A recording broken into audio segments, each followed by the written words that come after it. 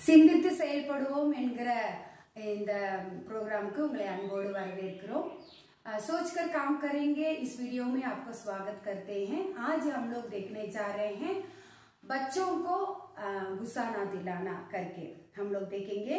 यहाँ पर इफिसियों 6:4 में लिखा हुआ है, हे बच्चे वालों अपने बच्चों को रीस ना दिलाओ, माने गुस्सा ना दिलाओ करके लिखा हुआ है। हम लोग इंगे நம்ம பார்க்கிறோம் எபேசியர் 6ஆம் அதிகாரம் 4ஆம் வசனத்துல பிள்ளைகளை பெற்றோர்களே பிள்ளைகளை கோபப்படுத்தாதிருங்கள் என்று சொல்லி போடப்பட்டிருக்கிறது।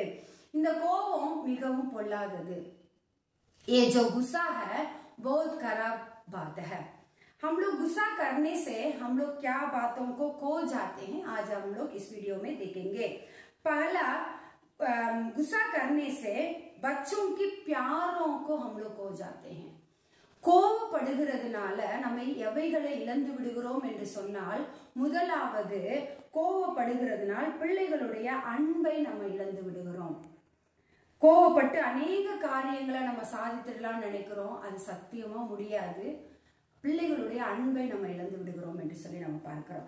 இரண்டாவது, இந்த கோபப்படுகிறதுனால் எதை இழந்து விடுகிறோம் என்று சொன்னால், பிள்ளைகளுக்கும் நம்மளுக்கும் உள்ள உறவை நம்ம இழந்து விடுகிறோம்। सेकंड, हम लोग देख रहे हैं ये जो गुस्सा करने से बच्चों को और हमारे बीच में जो रिश्ता है उसको खो जाते हैं, नहीं तो बिगड़ जाते हैं। और जो रिश्ता जो है ना बच्चों को और पेरेंट्स के बीच में जो रिश्ता है उसको हम लोग बिल्डअप नहीं कर पाते हैं, यही हानि का कारण है।